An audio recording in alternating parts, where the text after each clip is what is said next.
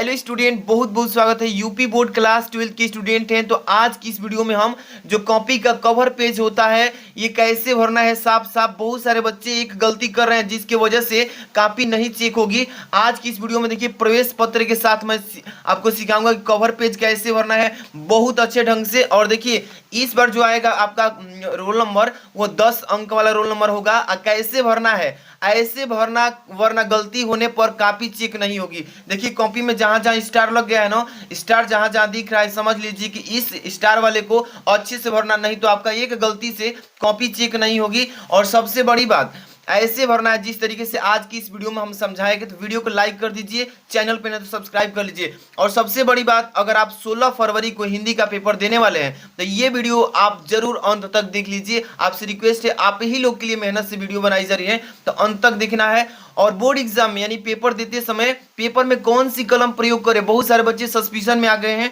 कि कौन सा पेन ले जाना है, डार्ट पेन ले जाना है या मतलब पायलट पेन ले जाना है। तो आज इसमें भी हम क्लियर बात करेंगे। सबसे पहले नंबर आपको यहाँ पे नीला दिखाई दे रहा है ना, काला लाल हरा। तो देखिए कौन सी पेन आप यूज करेंगे बोर्ड एग्जाम में, तो सीधे सीधे मैं बात बता देता हूँ। आपको बोर्ड एग्जाम में 2 ही पेन यूज करना है, वो एक काला होगी एक ब्लू होगी। यहाँ पे एक काला पेन रहेगी, जैसे कि काला पेन हेडिंग डालने के लिए है, दिख रहा है ना, ये 10 रुपए की मिलती है। और ये डार्ट पेन है, डार्ट पेन समझ में आ रहा है ना। आप जिस पेन से लिखते हैं अभ्यास है उसी पेन से लिखिएगा एग्जाम में भी। पेन चेंज नहीं करना है, नहीं तो आपकी हैंड राइटिंग बिगड़ सकती है। आदत है जिस पेन से लिखने का उसी से लिखिएगा, ठीक है। तो यहाँ पे बस डार्ट पेन, एक ब्लू पेन, एक काला पेन का यूज करना है। देखिए जैसे कि यहाँ पर लिखा गया है कि नीला पेन यूज करना है कि नहीं, तो हाँ इसी का यूज करना है। काला पेन हेडिंग डालने के लिए काला पेन यूज करेंगे। लाल पेन एकदम नहीं यूज करना है, नहीं तो आपका नंबर एकदम कट जाएगा। सीधे सीधे समझ लीजिए। नहीं हरा पेन, मतलब कि सीधी सीधी बात है कि आपको 2 ही पेन यूज करना है, एक लाल और एक नीला और एक काला। 2 पेन यूज कर सकते हैं, इसीलिए मैं बता दिया हूं।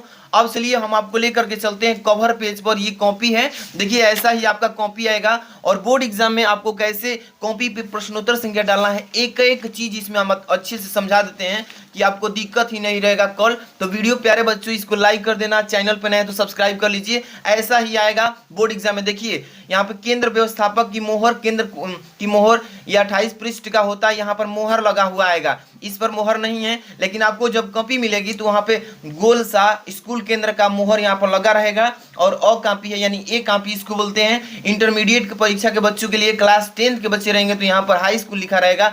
सेम प्रोसेस 10 वालों का भी है और 12 वालों का सेम है, लेकिन यहाँ पे कलर आएगा उसका ब्लू कलर 10 वालों का, रेड कलर में छपा है ये 12 वालों का, ठीक है। चलिए यहाँ से सबसे पहले नंबर आपको एडमिट कार्ड के थ्रू दिखाएंगे और समझा देते हैं। समझ लीजिए, पूरा एक एक चीज समझाएंगे और इस पेपर को थोड़ा सा हल करके भी बताएंगे कि आपको कैसे सॉल्व करना है कल वीडियो में। देखिए सबसे पहला नंबर इसमें लिखा है कि परीक्षार्थी सभी प्रविष्टियां, लिखा है ना, प्रविष्टियां शुद्ध एवं स्पष्ट रूप से भरें, यानी कि एक भी गलती नहीं करना है, नहीं तो आपकी कॉपी चेक नहीं की जाएगी। तो आप अच्छे से समझ लीजिए, वीडियो को थोड़ा सा टाइम दीजिए और समझ लेते हैं तो आप समझिए कि अच्छा करेंगे स्कोर। पहला नंबर स्टार लगा है ना कि 1 नंबर की परीक्षार्थी के अनुक्रमांक अंकों में यहाँ पे अपना एडमिट कार्ड लेंगे। जैसे कि ये मान लीजिए कि आप सभी को एडमिट कार्ड मिला होगा तो रोल नंबर इस तरीके से लिखा होगा। तो मैं आपको एग्जांपल के थ्रू यहाँ पे रोल नंबर लिख देता हूँ, ठीक है ना। जैसे कि अंकों में लिखना है लेकिन साफ साफ, जैसे कि देखिए यहाँ पे लिख देता हूँ 22, ठीक है ना, इसके बाद 36, इसके बाद है 84, इसके बाद 65, इसके बाद 11, ठीक है। इसी तरीके से आपको भर लेना है। मान लीजिए कि ये आपका एडमिट कार्ड पर लिखा रहेगा तो इसी तरीके से एडमिट कार्ड वाला अपना उतार देना है। अब ये अंकों में कहलाता है और बहुत बच्चे सस्पिशन में हो जाते हैं कि इसको दहला कर लिखे शब्दों में या इसको एक एक शब्द में लिखे। तो मैं बता देता हूं, यहाँ पे देखिए कह रहा है कि परीक्षार्थी अनुक्रमांक शब्दों में लिखिए। तो इसको अगर दहला कर लिखेंगे तो बहुत कम जगह है, इसमें जगह नहीं होने के कारण दहला कर लिखेंगे तो कोई मतलब छूट भी सकता है इसमें। तो इसलिए आपको अच्छा नियम यही है कि एक एक शब्द को अच्छे से लिख दीजिए। जैसे 22 लिखा है तो इसको पहले 2 लिखेंगे, जिस तरीके से बता रहा हूँ अच्छे से समझ लीजिए। पहले लिखेंगे 2, फिर 2, इसके बाद देखिए यहाँ पे 2 के बाद क्या है 3 6, तो यहाँ पे 3 लिखेंगे, क्या लिखेंगे 3 लिखेंगे। इस तरीके से फिर लिखेंगे 6, ठीक है ना। 6 के बाद 8 लिखा है, इसमें 8 लिखा है ना। इसके बाद क्या है 4 है, 4 लिख दीजिए। इसके बाद यहाँ पे क्या है 6 है, 6 है। इसके बाद क्या है 5 है। इसके बाद 5 के बाद से यहाँ पे 1 1 2 बार है, यहाँ पे 1 लिख दीजिएगा। फिर एक लिखिएगा इस तरीके से। हो गया आपका शब्दों में। अच्छे से भरेंगे ना, ओवर राइटिंग नहीं करना है, मतलब कि 2 बार इस पर पेन नहीं चलाना है। इसके बाद देखिए यहाँ पे लिखा है ना 3 नंबर में स्टार लगा है, देखिए यहाँ पे क्या लिखा है, विषय एवं प्रश्न पत्र।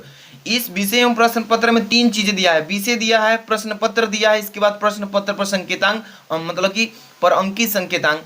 सबसे पहले मान लीजिए कि आपका हिंदी का विषय है तो यहाँ पर हिंदी लिखेंगे, इंग्लिश का रहेगा तो इंग्लिश लिखेंगे, जिस भी विषय का रहेगा वो विषय यहाँ पर डालेंगे। तो मान लीजिए कि हिंदी का है तो यहाँ पे हिंदी लिख लेंगे इस तरीके से, ठीक है, हिंदी लिख लीजिएगा, ओवर राइटिंग नहीं करना है। हो गया ना। इसके बाद प्रश्न पत्र, तो केवल प्रश्न पत्र लिखिएगा, क्योंकि हर एक विषय का एक ही पेपर होगा तो इसलिए केवल प्रश्न पत्र यहाँ पे लिखेंगे, केवल प्रश्न पत्र भी लिख सकते हैं, नहीं तो केवल भी लिख सकते हैं, केवल प्रश्न पत्र, ठीक है ना, केवल प्रश्न पत्र या केवल भी लिखकर छोड़ देंगे। अब इसके बाद यहाँ पे लिखा प्रश्न पर अंकित संकेतांक, तो यही पेपर आएगा, इसी तरीके से रहेगा, ठीक है ना। यहाँ पर 302 DU आपका भी ऐसे ही बड़ा अक्षरों में लिखा रहेगा, तो वही चीज इस पूरे को उतार देना है इस डब्बे में, ठीक है ना। तो यहाँ पे क्या लिखेंगे 302, क्या लिखेंगे 302, यहाँ पे कोष्टक में DU लिख देंगे इस तरीके से, ठीक है, काम कंप्लीट। इसके बाद यहाँ पे चलेंगे 4 नंबर पे, तो क्या लिखा है इस 4 नंबर में, परीक्षा का दिन, किस तारीख को आपका, मतलब किस दिन से परीक्षा स्टार्ट हो रहा है। तो यहाँ पे देखिए समझ लीजिए, मान लीजिए परीक्षा आपका गुरुवार से है तो यहाँ पे गुरुवार लिख लीजिएगा,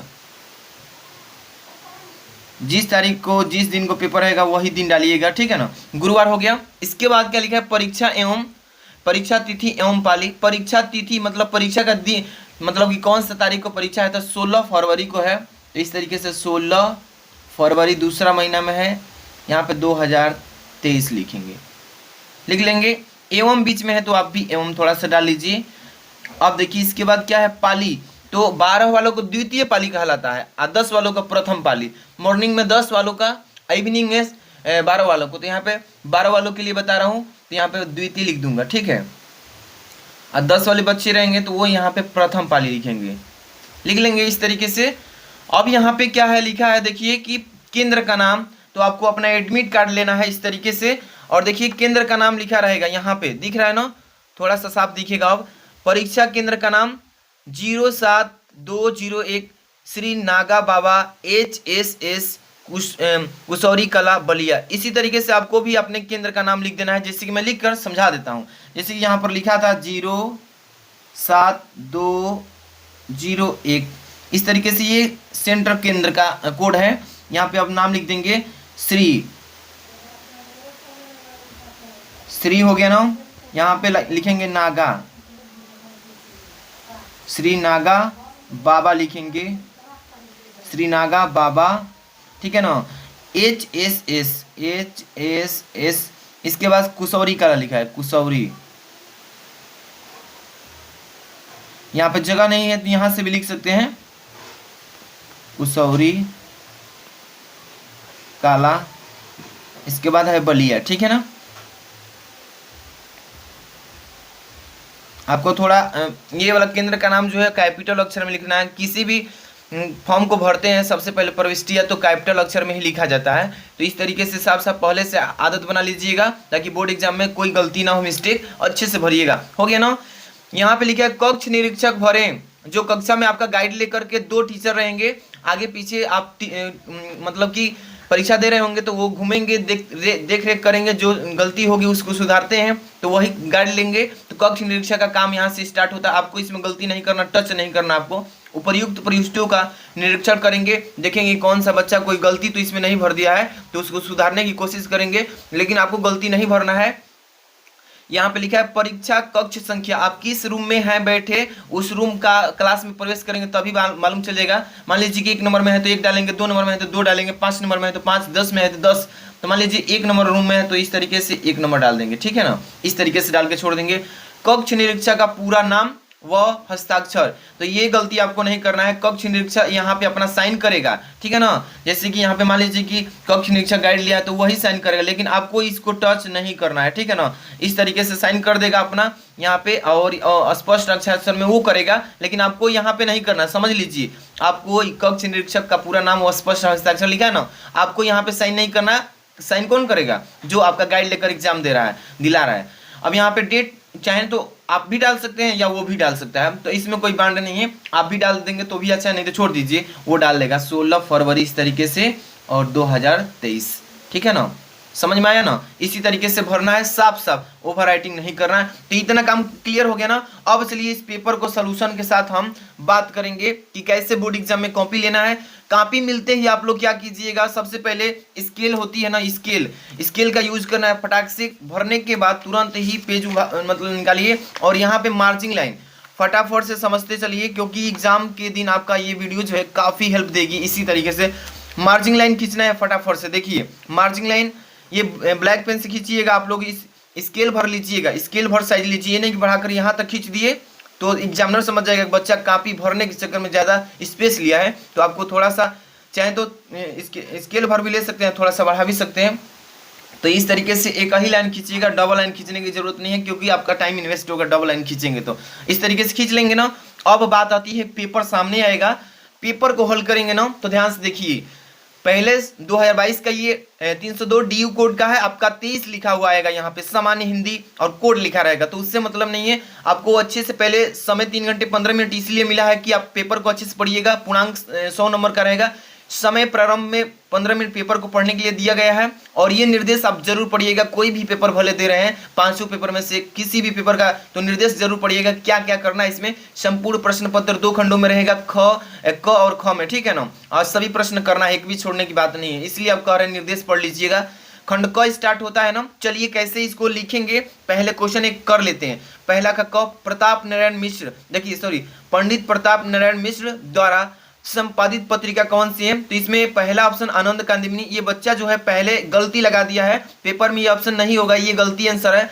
पंडित प्रताप नारायण मिश्र द्वारा संपादित पत्रिका जो होगी वो ब्राह्मण है, आप ही लोग जानते हैं कौन सी होगी, ब्राह्मण होगी। तीसरा ऑप्शन सही है ना। चलिए सॉल्व कैसे करेंगे, पहले खंड क लिखेंगे। कॉपी में सबसे पहले क्या लिखेंगे, खंड क। देखिए यहाँ पे लिख देता हूँ खंड क।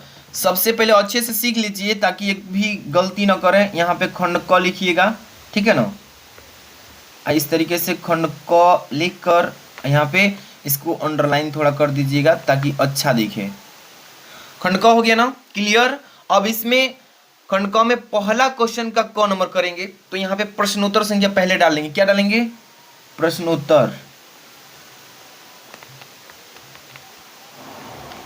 प्रश्नोत्तर अच्छे से डालिएगा, संख्या इस तरीके से, प्रश्नोत्तर संख्या हो जाएगा 1 नंबर, इससे डाल लीजिएगा। इसके बाद इसको थोड़ा सा अंडरलाइन कर देंगे ना, तो सभी बच्चों से आपकी कॉपी सुंदर दिखेगी और आप टॉप भी कर सकते हैं। समझ में आ रहा है ना। इस तरीके से पहला नंबर हो गया। अब यहाँ पे क नंबर डालेंगे। पहला का क जितने हैं, देखिए क नंबर क्वेश्चन में डाल के कौन सा ऑप्शन सही है, देखिए तीसरा ऑप्शन सही है ना, ब्राह्मण। तो तीसरा इस तरीके से 3 लिख देंगे इस तरीके से। इसके बाद उत्तर लिखेंगे ब्लू पेन से, ब्राह्मण लिखेंगे। क्या लिखेंगे, ब्राह्मण।